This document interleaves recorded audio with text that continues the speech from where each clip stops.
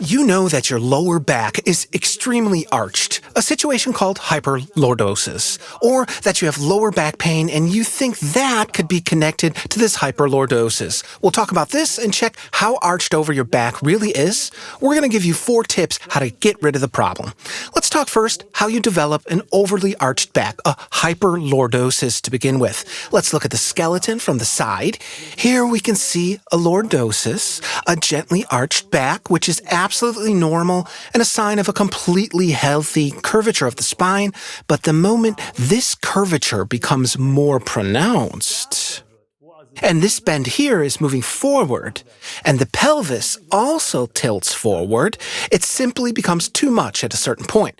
But how can that be? Mostly, and this is the way we see it, through too much sitting. You sit and your hips are like this, and then you have your hip flexor. That's a muscle starting here in the upper thigh. One part goes to the iliac bone and the other part to the lumbar spine. And if you sit too much, and we all do that all day long, whenever we can, we shorten, contract the fascia that belongs to this muscle and other hip flexing muscles, and that increases tensions in there. And then if you get up, there's a forward pull. And this pull does 2 things. It pulls the lumbar spine inwards from the part where the muscle is attached to, and from the other part of the muscle on the inner side of the pelvis, tilts the pelvis forward.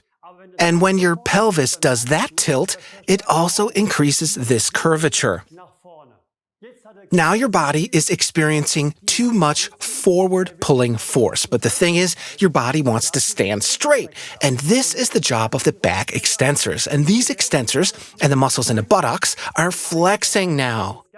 And this area here has to work hard now to compensate for that. And then a third factor comes into play into this hyperlordosis situation. The back extensors in this area flexing now to hold everything back. And remember, the fascia transfer these forces up and downward.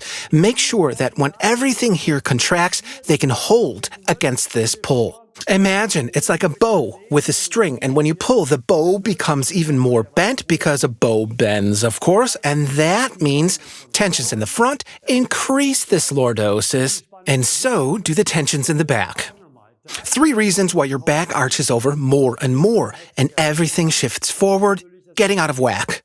The vertebral discs are pressed too much overall, pulled from the front and from the back, and these forces are transferred onto the vertebrae. At the same time, there's a more and more lopsided load on them, mostly on the anterior section because it bulges outwards, and all of that leads to increasingly unpleasant problems. And it's time to do something. So you should reverse an overly arched back. Let's start with a test, and it goes like this. You take your normal posture with the way your lower back is arched, and you lie down on your back. Just imagine this skeleton is in a horizontal position. This would be the floor. You lie flat on it, and you put up your legs, okay? Then you do the following. Slowly stretch out your legs, and as a consequence, your hip flexors here and the fascia connected to them will have to yield. And now it could happen that in this position, you already can feel a stretch in your back.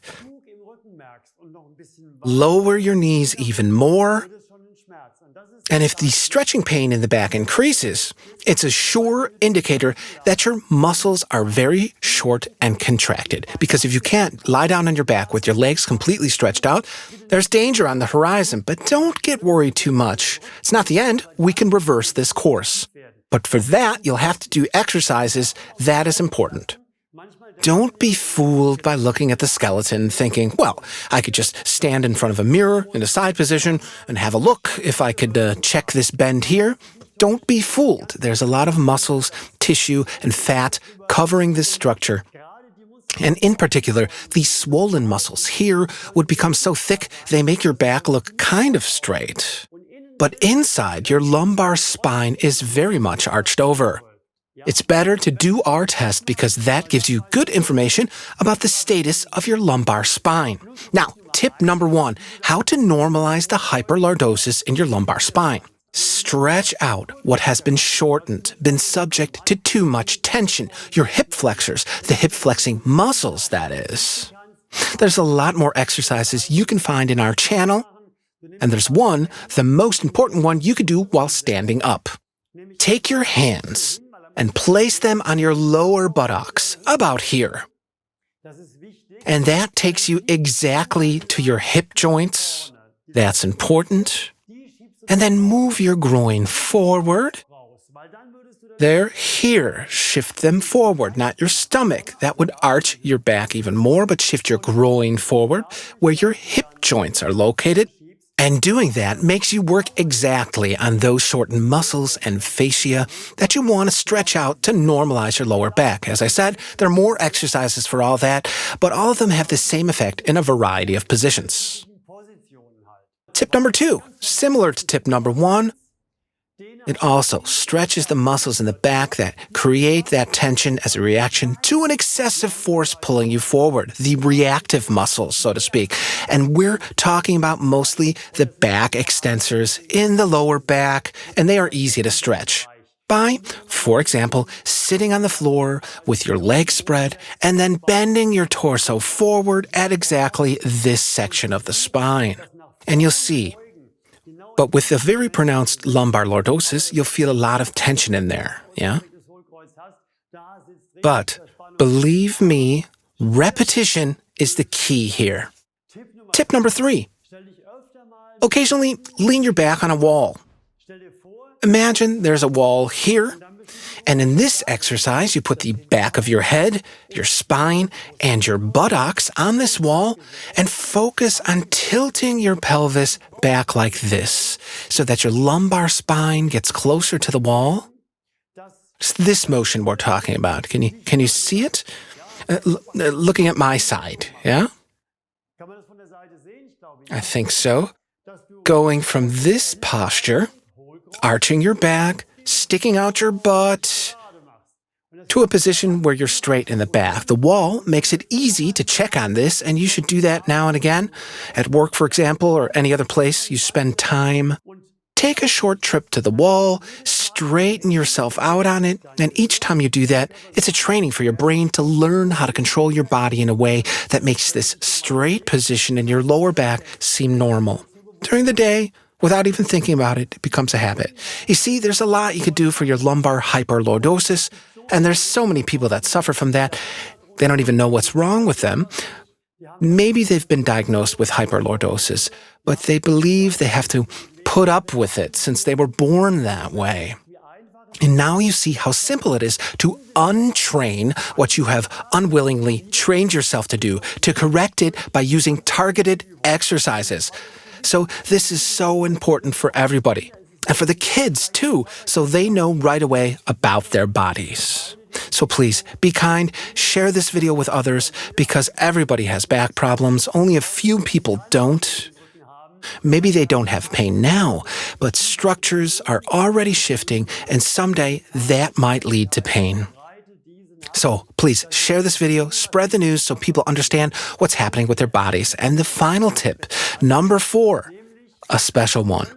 Roll out this section of your spine with a fascia foam roller. Take our foam roller, click up there to get more information, but you can use other rollers as well. They shouldn't be too hard. So if you take a rolling pin, you could wrap a towel around it to make it softer and then start rolling.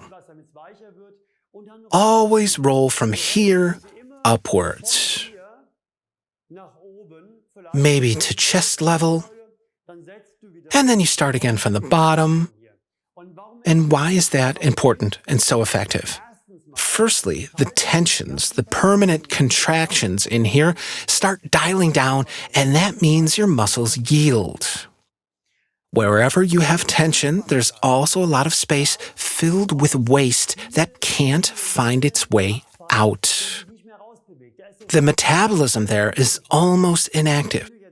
Now, rolling over this area slowly and with high intensity, as we always do here, manages to get this waste that is stuck between the cells and the intercellular tissue that clogs up the cellular fluids that normally runs freely here, to get all of that out and clean up the area by pushing these waste deposits out and to have them transported off via the excretory organs so they can leave the body. And that's a great addition to the 3 exercises we did before to normalize your back. You may have noticed how crucial it is to do certain exercises to normalize this structure here, reverse it back to normal, untrain what you've unknowingly trained yourself to do. Of course, I'd be happy about a thumbs up. Share your comments. Tell me what you'd like to have explained. And if you need more exercises for extending your angles of motions, click there for more. And if you want to subscribe to our channel, click here. Looking forward to seeing you in our next video.